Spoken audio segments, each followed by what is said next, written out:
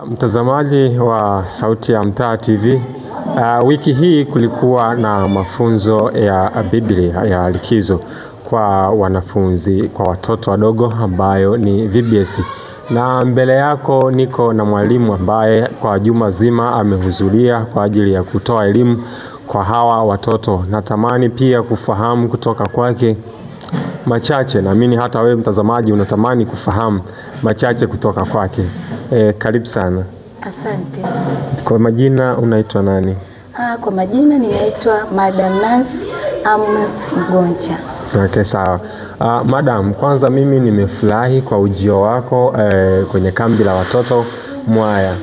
Kabla hatujaendelea mbele zaidi, natamani kufahamu sasa, na mtazamaji natamani kujua kirefu cha VBS maana yake ni nini? Asante. Asante sana kwa namna pekee. Tunaposema VBS maana yake ni Vocational Bible Study, yaani masomo yanayotolewa wakati wa likizo. Okay, sawa.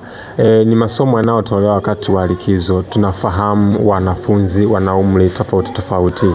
Je, masomo haya ya VBS yamekuwa yakihusisha watoto kuanzia umri wa miaka mingapi na mwisho mingapi? Asante sana.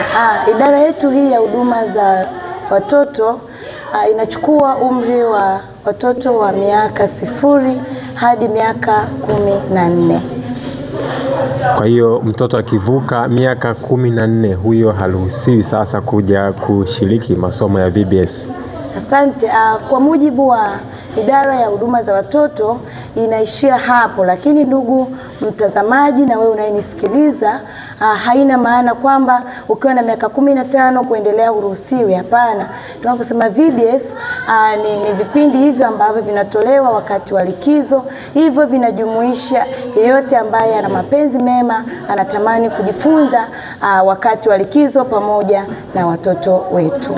Okay, asante. Ni yapi ambayo umekuwa mkiwafundisha watoto kwa ufupi sana? Mlilenga hasa nini katika juma zima hili?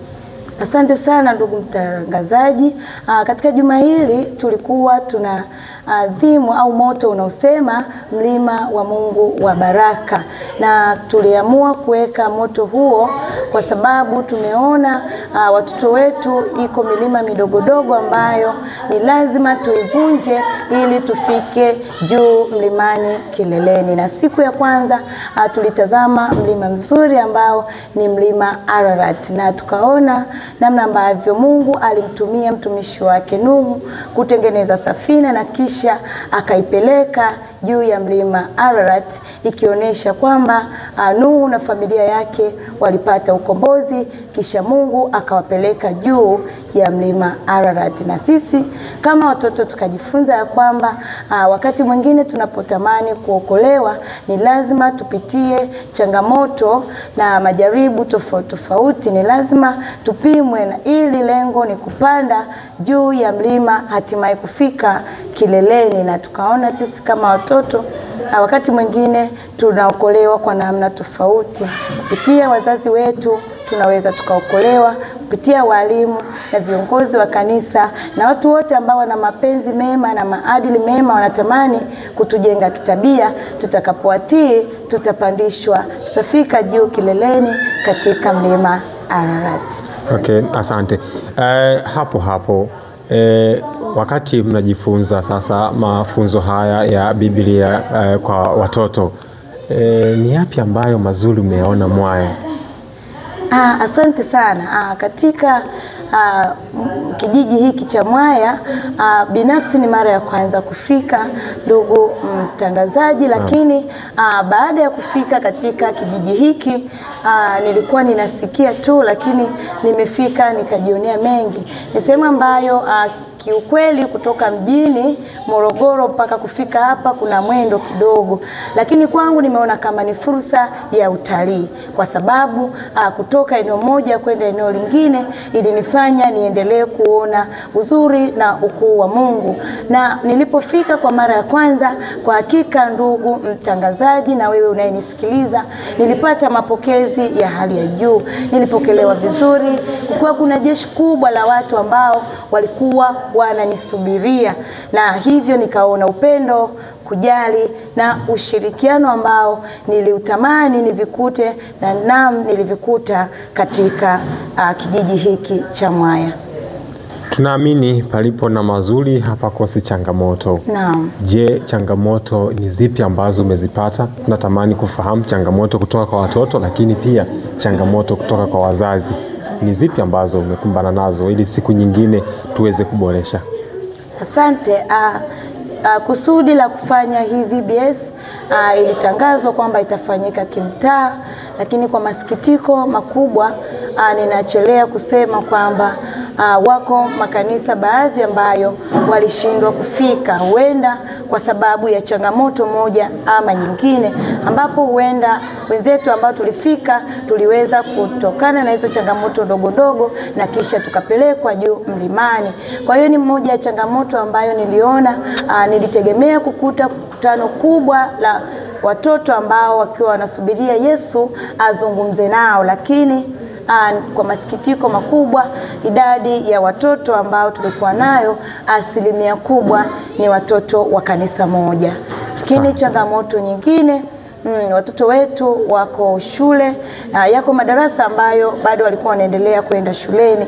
Hivyo tulikuwa tukianza vipindi vyetu saa 3 asubuhi tukiwa na wanafunzi au watoto wachache, na mchana ndio idadi inaanza kuongezeka. Kwangu hilo nililiona kama changamoto ambayo nilikuwa ninaomba wakati mwingine watoto waombewe ruhusa kiwezekana, ili lengo na madhumuni ya VBS liweze kufikia kila mtoto. Ndugu mtangazaji, asante. Hapo ulipokuta mahudhurio ni kidogo na matarajio yako yalikuwa ukute mahudhurio makubwa ya wanafunzi ambao wanamsubiri Yesu kuja kuzungumza nao, ulipokuta mahudhurio madogo, vipi, haikukuvunja moyo katika kuwakilisha kila ambacho ulikuwa umejiandaa? Hapana, ndugu mtangazaji, ni kuambie tu kwamba kila linalotokea huwa ni ratiba ya Mungu, na hao ndio ambayo mbingu zilikusudia waweze kupata ujumbe ambao mbingu ziliandaa kwa ajili yao. Hivyo haikunivunja moyo, bali inilipa kama changamoto ya kuendelea kujifunza na kuendelea kutiana moyo, kwa sababu tunajua jambo hili liliratibiwa na mbingu, na ndio maana likanitoa kule na kunileta hapa. Kwa watoto ambao niliwakuta, huenda mbingu zilikusudia wapatikane hao waweze kujifunza ili wakawe mabalozi kwa watoto wengine. Amina. Ni upi sasa wito wako kwa wazazi ambao wanakutazama sasa hivi? Umeshafundisha watoto wao hapa na wengi nimeona wakifurahia. Sasa ni upi wito wako ambao unawaachia sasa hawa wazazi? Asante. Wito wangu katika masaa haya, nipende kukuasa ndugu mzazi na msikilizaji na kila unayenisikia kutoka maeneo mbalimbali, ya kwamba idara hii ya huduma za watoto inayo mafundisho mazuri, na unapaswa kujenga ujenzi wa tabia ya mtoto akiwa mdogo. Lakini taasisi tofauti ambazo zinaweza zikajenga ujenzi wa tabia ya mtoto, tuliona ni taasisi 4 ambazo hizo zikizingatiwa vizuri, basi unaweza ukawa umejenga kizazi salama ambacho kitakuwa kikiwa kinamfahamu Yesu.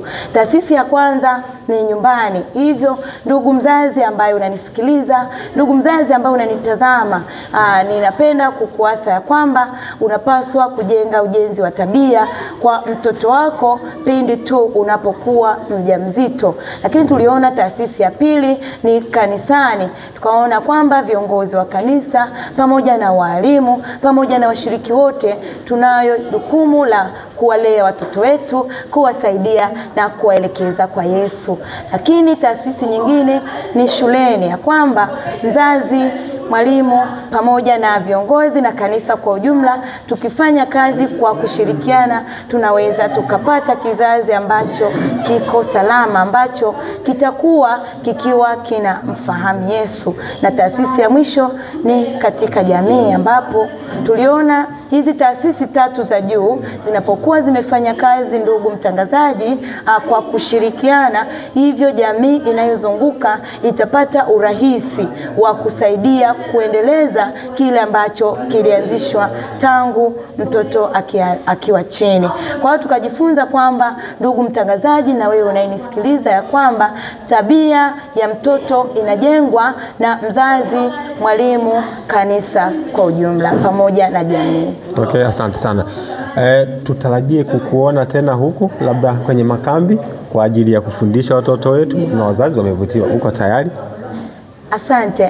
Niko tayari kwa sababu moja ya wito ambao tumetiwa ni utumishi, ni kutumika. Na hivyo kama Mungu ameweka karama ndani yangu na ndani yako, ni kusihi tu ya kwamba ikiwa umepewa kitu, kitoe kwa ajili ya wengine. Hivyo ndugu mtangazaji, na wewe unanisikia popote unaponitazama, niko tayari kutumika kwa ajili ya kazi ya Bwana. Mimi ni kushukuru sana kwa muda wako, nimefurahi kwa ujio wako. Yale ambayo umewaachia watoto wetu, umewafundisha, naamini yataleta matokeo mazuri, hasa kukua kiimani. Mara ya kwanza tumeona makambi ya watoto yakifanyika Mwaya. Tokana na ukubwa wangu, ndo mara ya kwanza nimeona, na watu wengi wataungana na mimi kuamini ya kwamba ilikuwa ni mara ya kwanza. Kwa hiyo wewe umekuwa mwanzilishi pia wakuja kuleta masomo ya VBS. Mimi nilikuwa sifahamu hata kama kuna VBS, ndio mara ya kwanza nimefahamu. Kwa hiyo mimi ushauri wangu na ombi langu kwako, usiache kuendelea kuonyesha ushirikiano kwa walimu wa watoto ambao uliowaacha kwa ajili ya kuwasaidia hawa watoto kuweza kukua kiimani na kuweza kuendeleza mafunzo yaliyo mazuri. Tunakukaribisha tena Mwaya, karibu sana, ujisikie kama upo nyumbani. Msalimie sana mchungaji wako wa mtaa. Asante sana ndugu mtangazaji. Ninatokea katika kanisa la Kichangani, katika mtaa ule wa 88, na pale niko na mchungaji Baraka Bwire. Kapofika pale ukihitaji huduma yangu unaweza ukanipata. Asante sana. Asante sana mtazamaji wa Sauti ya Mtaa TV. Huyu alikuwa ni mwalimu ambaye amekuja kwa ajili ya kutoa mafunzo ya VBS kwa vijana kipindi hiki cha likizo. Na mimi langu jina naitwa Shija Juma Mkwanja. Nikushukuru sana kwa muda wako, hadi wakati mwingine takapoweza kukutana sana. Asante sana.